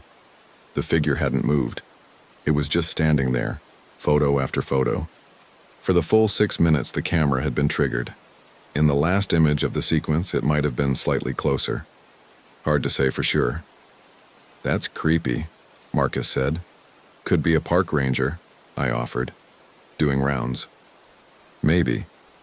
But we both knew park rangers don't stand motionless in the forest at 3 a.m. watching people's campsites. Marcus showed the photos to the others during breakfast. David immediately had a rational explanation. Probably a camper from one of the other sites. Couldn't sleep, went for a walk. "Who stands in one spot for 6 minutes?" Jenny asked. She looked genuinely unsettled. "Someone drunk or high," David said. "There's always weird people at campsites." Karen wanted to report it to the ranger station, but David talked her out of it. "Report what? Someone stood near our campsite? We don't even know if they were on our site or just passing through the forest." We spent most of Friday hiking. Karen had this route planned, about 5 miles through the forest following a marked trail. It should have been straightforward, but we got turned around somehow. My phone's GPS kept glitching, showing us in different locations each time I checked it. At one point, it placed us 2 miles north of where we should have been. Then when I checked again 30 seconds later, it showed us back on the trail. "Service is just bad out here," David said, but he looked frustrated trying to get his own phone to work properly. We ended up backtracking and finding a ranger to get directions back to camp. The ranger was this older guy, maybe 60, with a weathered face and eyes that seemed to evaluate us with mild disappointment. "Y'all are the group at Site 14? He asked. "That's us," Karen confirmed. "How long you planning to stay?" "Through Sunday." He nodded slowly. "Well, you be careful back there. That area gets isolated after dark. We had some complaints last year." "Complaints about what?" I asked. "Trespassers, people camping illegally in the deeper woods. Sometimes they wander into the paid sites." He adjusted his hat. "You see anyone who shouldn't be around, you call the ranger station. Don't approach them yourself." Marcus and I exchanged a look. "We actually saw someone last night," Marcus said, "on our trail camera.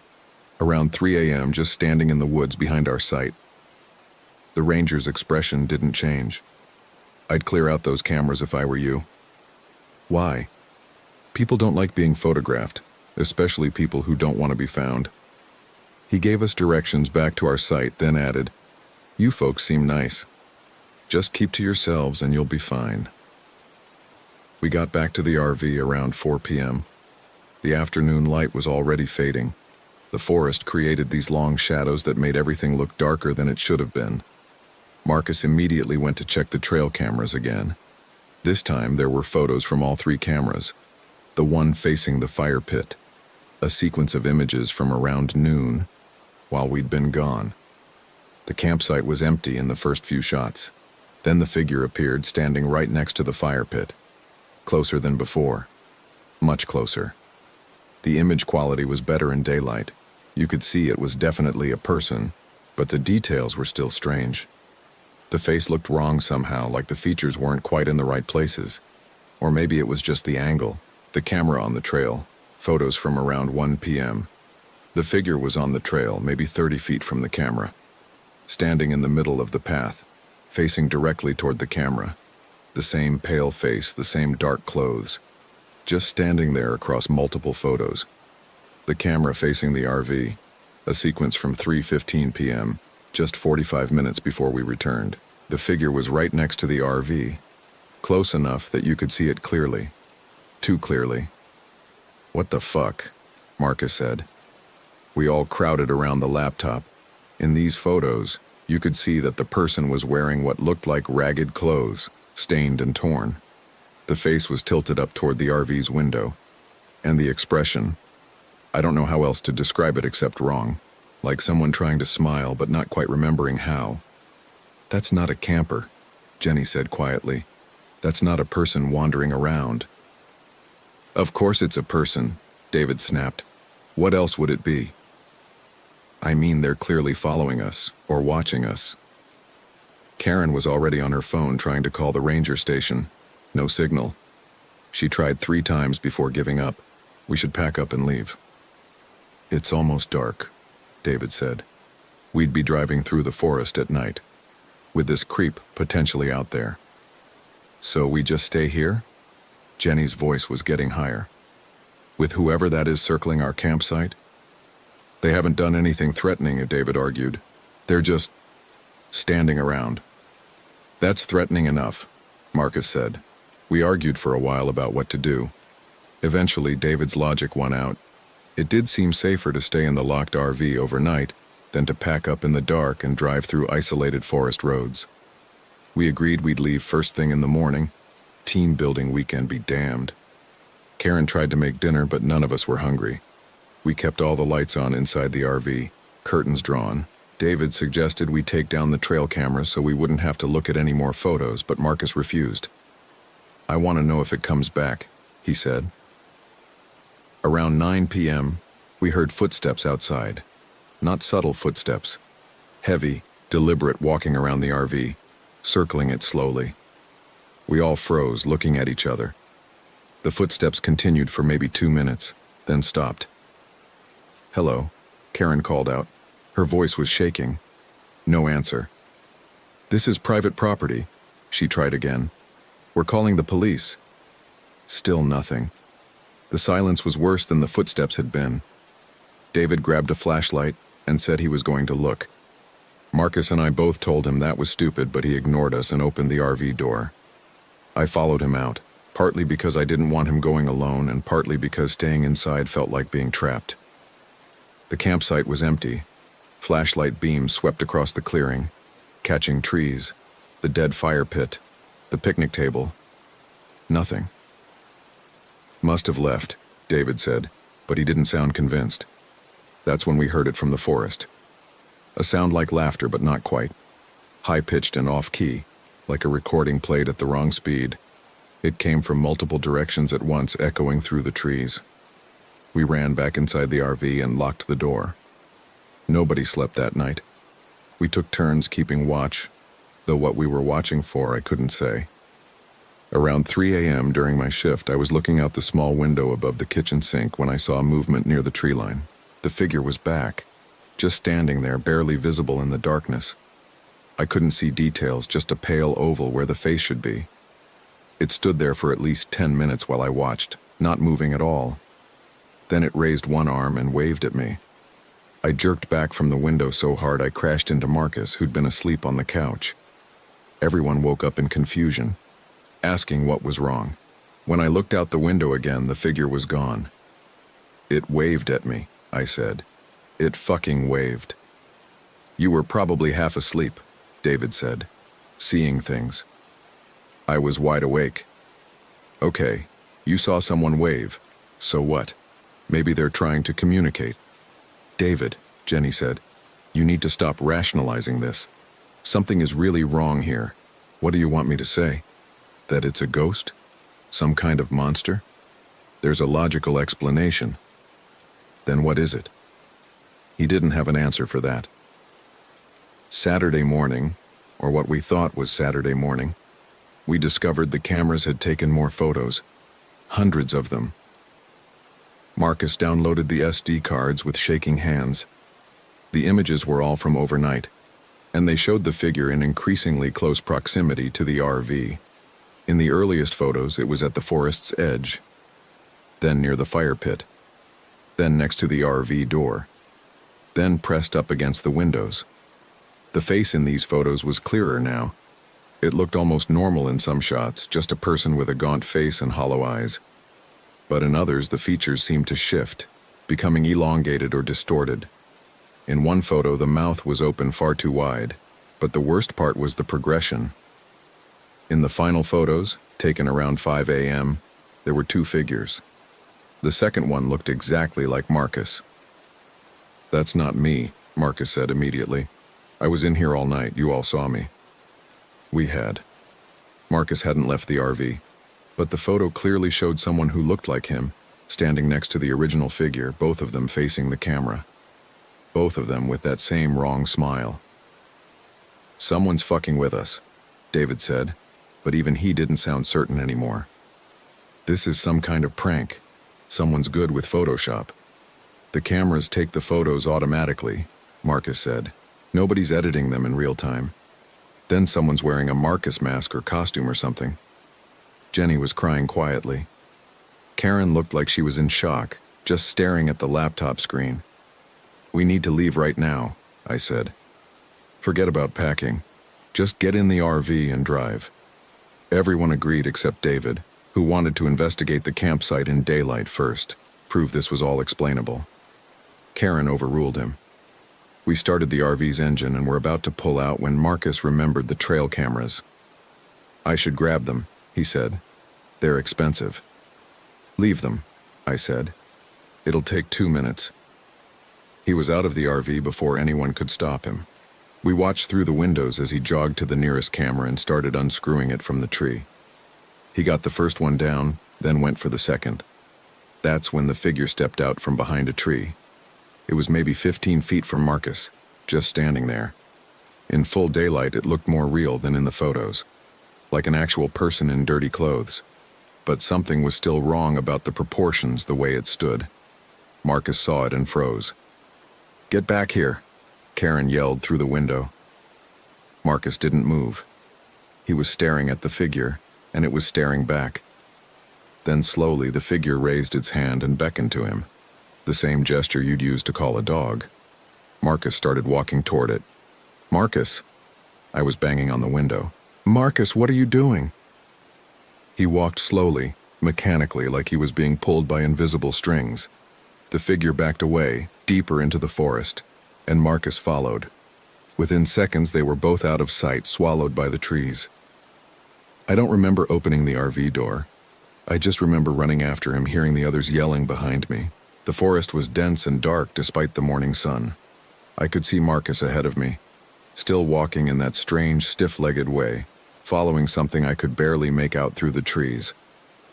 "Marcus, stop!" He didn't respond. I got close enough to grab his arm, and the moment I touched him, he collapsed. Just dropped to the ground like someone had cut his strings. David and Jenny caught up to us. Karen had stayed in the RV. We were all breathing hard, disoriented. I couldn't see the figure anymore. It was like it had vanished. "Marcus?" I shook him. "Marcus, wake up." His eyes opened. He looked at me, confused. "What happened?" "You walked into the forest. You were following that thing." "What thing?"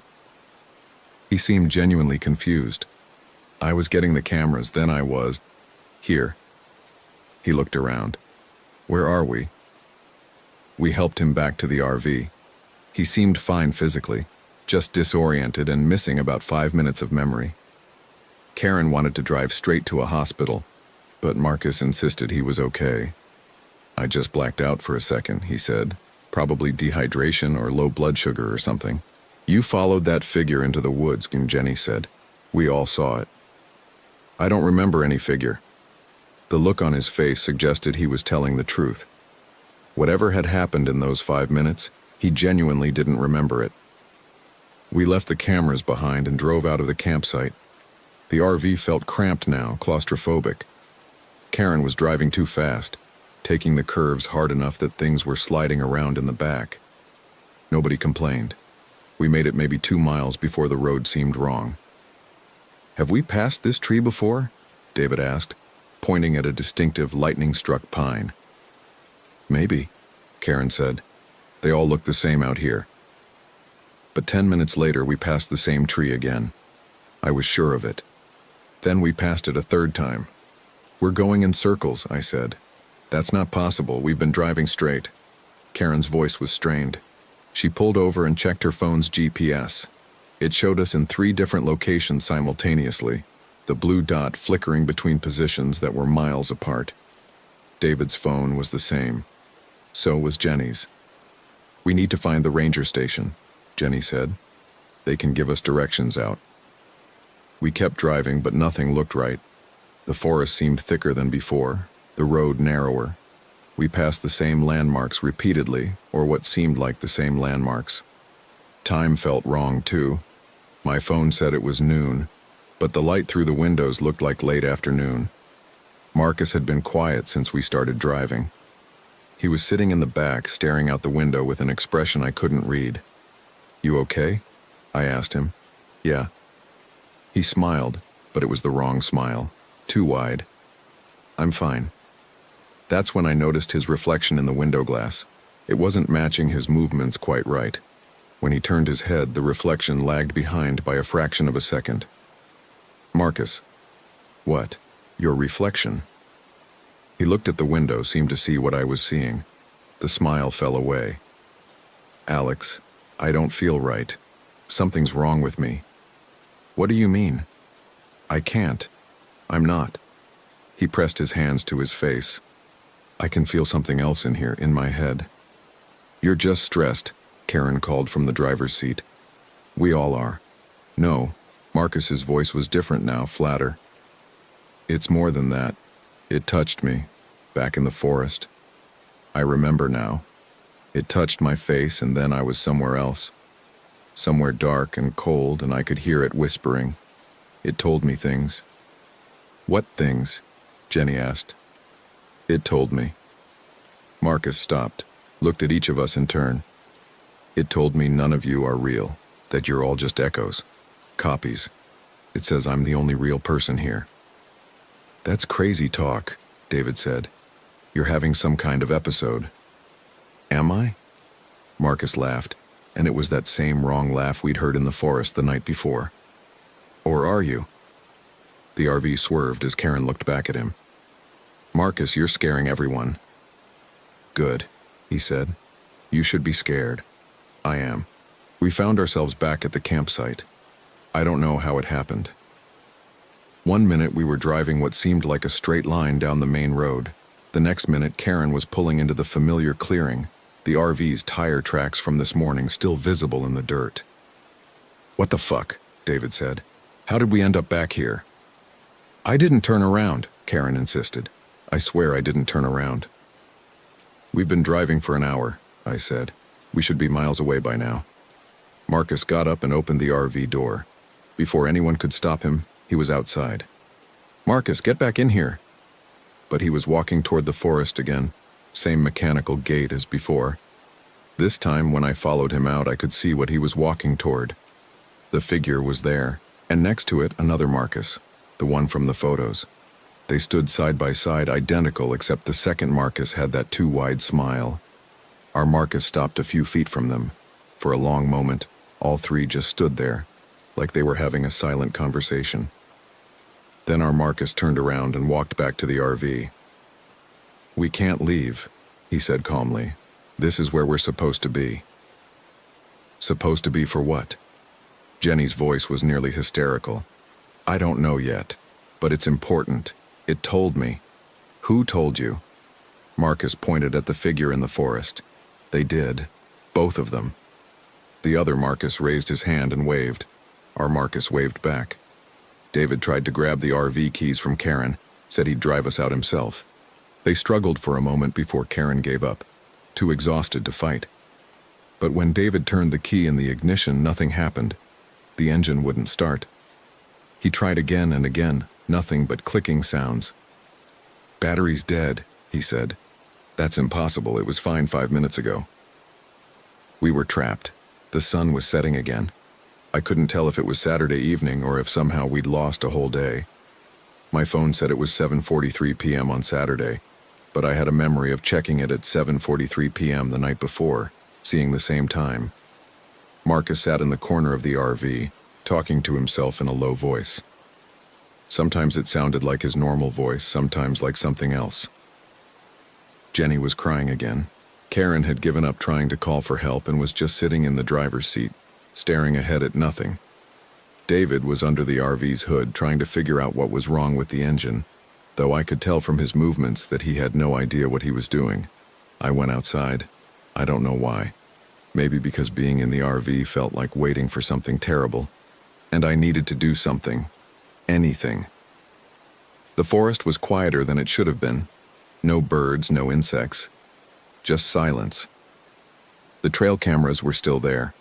Marcus had only grabbed one before following the figure. I walked over to the nearest one and removed its SD card, then brought it back inside. "Don't," Jenny said when she saw what I was doing. "I don't want to see any more photos. I need to know what's happening." "You know what's happening, we're all going to die out here." I ignored her and loaded the SD card into Marcus's laptop. There were new photos from the last few hours, taken while we'd been driving in circles and finally returning to the campsite. They showed us leaving the first time, the RV pulling out of the campsite. But in the background of every photo, you could see figures in the forest, dozens of them, all standing perfectly still among the trees watching us leave. And in each photo, one or two more figures looked like us, multiple copies of each of our faces, standing in the woods with those wrong smiles. The final photos from when we returned to the campsite showed all 5 of us getting out of the RV. But if you looked carefully at the forest behind us, you could see we were also still there in the trees. Copies of all of us, standing with the other figures, watching ourselves return. "Jesus Christ," David said, looking over my shoulder. "This has to be edited, some kind of digital manipulation." "By who?" I asked. "When?" He didn't answer. Marcus stood up from his corner. "They're ready now," he said. "Ready for what?" "To show us." He opened the RV door. Outside, night had fallen completely, though my phone still said it was only 7:43 p.m. The clearing was empty, but I could see lights between the trees, dozens of them like candles or flashlights creating a perimeter around our campsite. "Marcus, close the door," Karen said. "They want us to come out. We're not going out there. We have to. That's the rule. That's how it works." He stepped outside. "They showed me, when I was in the dark place. This has happened before. Lots of times. Different people, but the same thing.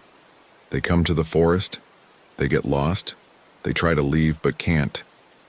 And then they see themselves in the photos. That's when they know it's too late." "Too late for what?" I called out to him. Marcus turned and looked at me. In the RV's interior light, I could see his face clearly. His eyes were different, not just in expression but in structure, like they'd been replaced with something similar but not quite right. "Too late to be real," he said. "We're already copies. We've been copies since this morning. The real us is still out there in the forest, standing with them. These bodies we're in now, they're just echoes. We'll fade soon." "You're talking crazy," David said. "Am I?" Marcus smiled. "Check the photos again. Really look at them." I looked back at the laptop screen, at the images of us in the forest, and I realized what had been bothering me about them. The figures that looked like us, they were sharper, more in focus than we were in the foreground, like they were more real than we were. "No," I said. "No, that's not. We're real. I'm real." "Are you?" Marcus asked. "How do you know?" I couldn't answer that. "How do you prove you're real?" The lights in the forest started moving closer. Not individual lights moving, but the whole perimeter contracting, circling our campsite. As they got closer, I could see they weren't flashlights or candles. They were eyes. Dozens of pale faces, reflecting the RV's light, all staring at us with blank expressions. And among them, I saw us, all 5 of us standing in the crowd. The real versions, maybe. Or older copies. I couldn't tell anymore. Jenny screamed. David tried to close the RV door, but Marcus was standing in the way. They struggled for a moment before David shoved Marcus hard, sending him tumbling down the RV steps. Marcus landed on the ground and just laughed. That wrong, echoing laugh. Then he stood up and walked toward the circle of figures. They parted to let him through, and he joined the crowd, taking his place among the other Marcuses that were already there. "Lock the door!" Karen yelled. David slammed it shut and turned the deadbolt. We all backed away from the windows as the figures pressed closer. They weren't doing anything aggressive, just standing there, staring, waiting. "What do they want?" Jenny asked. "I think they want to replace us," I said. "Or maybe they already have. Maybe Marcus was right." "Shut up," David snapped. "We're real. This is real. There's a rational explanation for all of this." "Then explain it." He couldn't. None of us could. We spent that night huddled in the RV while the figures stood outside. They never moved, never made a sound, just watched. As the hours passed, I found myself questioning everything. How did I know my memories were real? How did I know I was the original Alex White and not a copy created that morning, loaded with false memories to make me think I'd always existed? The more I thought about it, the less certain I became. Around what might have been 3 a.m., my phone still showed 7:43 p.m. and wouldn't change. Jenny broke. She just stood up, walked to the door, unlocked it, and stepped outside before any of us could stop her. The figures immediately surrounded her. They didn't touch her, just formed a circle around her, all those blank faces staring. Jenny stood there for a moment, looking around at them. Then she found her own face in the crowd. The other Jenny, the one who'd been standing there all night. "Oh," Jenny said. Just that one word, like she'd suddenly understood something. She walked over to the other Jenny. They stood face to face for a moment. Then they merged. I don't know how else to describe it. One moment there were 2 Jennys, the next there was just one, and I couldn't tell which one it was, or if it was both of them somehow combined or neither of them. The new Jenny turned and looked back at the RV. She waved, smiled that wrong smile, and joined the crowd. "Fuck this," David said. He grabbed a kitchen knife and headed for the door. "Don't," Karen said. "David, please don't. I'm not just sitting here waiting to die or disappear or whatever the fuck is happening." He threw open the door and charged out, knife raised. The figures scattered slightly, giving him room. David ran toward the forest, trying to break through their perimeter. But the more he ran, the more figures appeared in his path. They weren't aggressive, didn't try to stop him. They just multiplied, filling the forest so completely that there was nowhere to go. David kept running anyway, disappearing into the trees. We heard him crashing through the undergrowth, heard him shouting, and then we heard him scream. Not a scream of pain, but of recognition, of understanding something terrible. Then silence. A minute later, David walked out of the forest. At least I think it was David. He looked like David, but his movements were too smooth, too measured. He walked up to the RV, looked in through the window at Karen and me, and smiled. "You should come out," David said. His voice was slightly wrong, like an imperfect imitation. "It's better out here. You don't have to think so much, you don't have to wonder." "David?" Karen called. "Is that really you?" "Yes and no," David said. "I'm the part that understands now, the part that's real. You're welcome to join me." Karen looked at me. "What do we do?" I had no answer. We were the only 2 left now, trapped in an RV surrounded by an army of figures that included our friends, ourselves, and things that looked like people, but weren't quite right. The logical part of my brain kept trying to find an explanation. Mass hallucination, carbon monoxide poisoning, some kind of shared psychotic break. But I knew deep down that this was something else, something that didn't fit into any rational framework. "Alex," Karen said, "I'm going to make a run for it. Try to get to one of the other RVs. Find someone with a working phone or radio." "There's no one else here," I said. The other RVs were empty when we arrived. This area is isolated, that's why they chose it. They? I gestured at the figures outside. Whatever they are. They set this up. Or maybe they just wait here, and people like us wander into their trap periodically. I don't know. So what do we do? Just give up? I don't think we have a choice. Karen stared at me for a long moment. Then she opened the door and walked out. I watched through the window as she approached the figures. She didn't run or fight. She just walked calmly to where another Karen was standing, and they merged the same way Jenny had. The new Karen looked back at the RV once, then turned away and joined the crowd. I was alone. I should have been terrified, but I mostly felt numb, resigned. I sat there for what might have been hours or minutes. Time had lost all meaning, and thought about Marcus's question. How do you know you're real? I couldn't answer it. I'd tried going through memories, testing what felt authentic, but every memory could be false. Every sensation could be a copy's approximation of what sensation should feel like. I had no way to verify my own existence. Finally, I opened the door and stepped outside. The figures watched me. Among them, I could see Marcus, Jenny, David, Karen, multiple versions of each standing in slightly different poses. And I could see myself too. Dozens of me, arranged in a loose circle around where I stood. All of them waiting. I walked toward the nearest me. He looked exactly like I imagined I looked. Tired, scared, confused. When I got close enough, he spoke. "You're not real," he said. "I'm sorry, but you're not real. None of this is real." "How do you know?" I asked. "Because I'm standing here with them and you're still out there.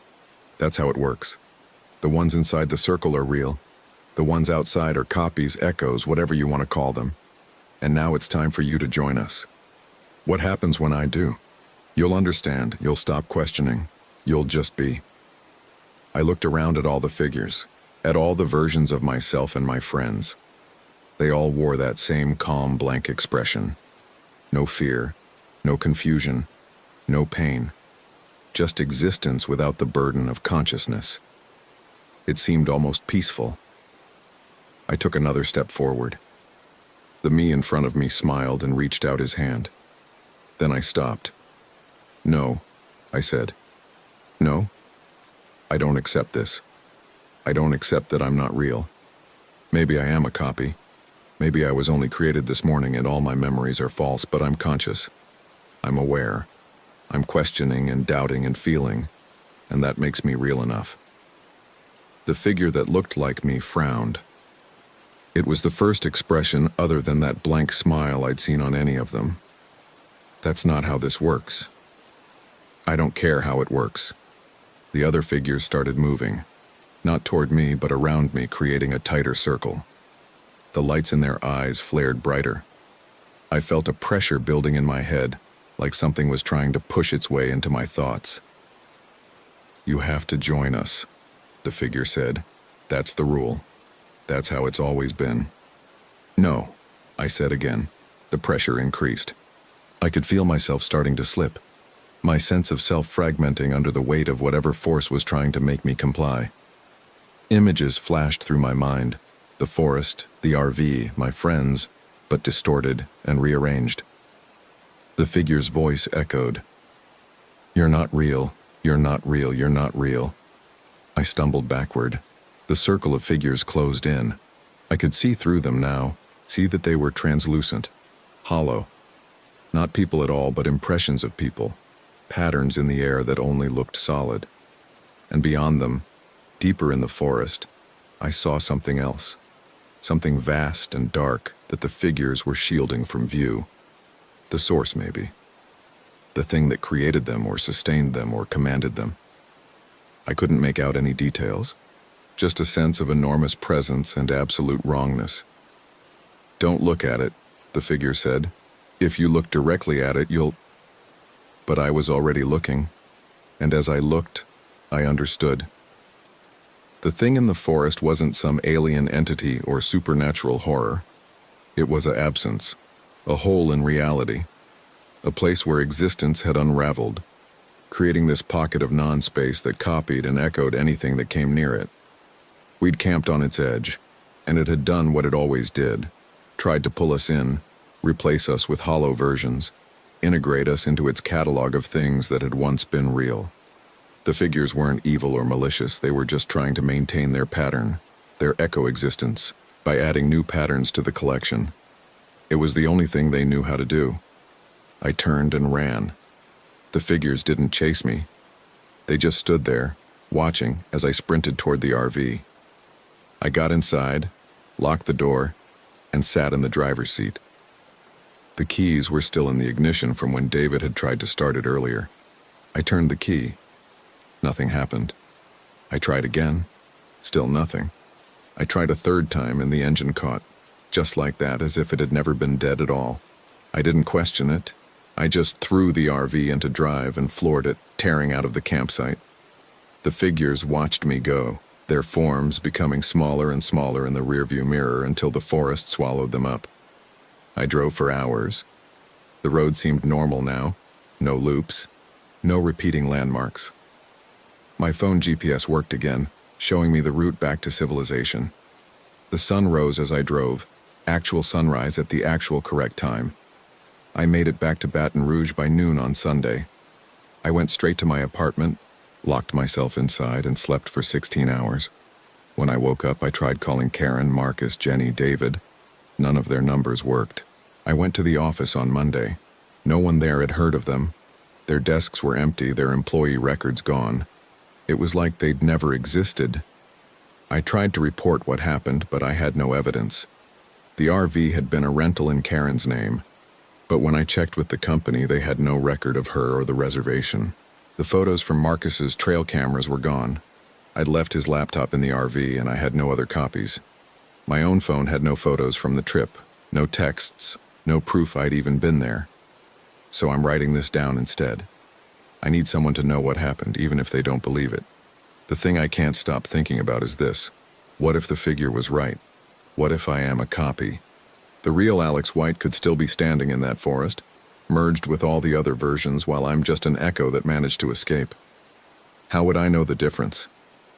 I look at myself in the mirror every day, searching for some sign that I'm hollow or unreal. I seem solid enough.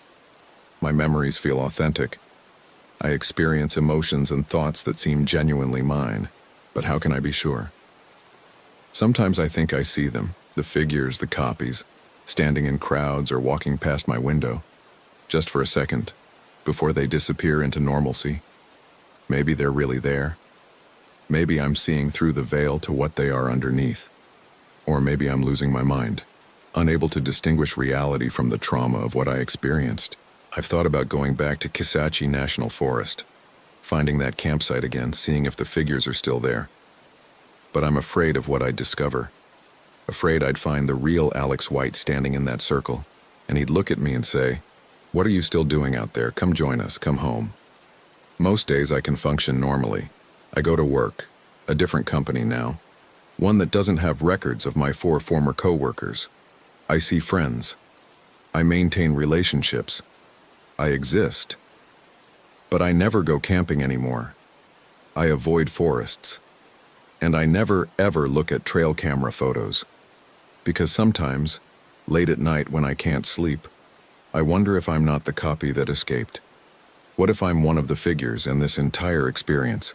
The escape, the return to civilization, writing this account, is just part of the echo pattern? What if I'm hollow too and I just don't know it yet? I have no way to prove otherwise, and that's what really terrifies me. Not that I might be a copy, but that I'll never know for certain whether I'm real or not. I'm trapped in the same question the figures were asking. How do you know you're real? I still don't have an answer. My name is Alex White. This happened in October of 2023 at an RV campsite in Kisatchie National Forest, Louisiana. At least, that's what I remember. That's what I believe. But late at night, when I'm alone, I sometimes catch myself standing perfectly still, staring at nothing, with a smile that feels just slightly wrong. And I wonder,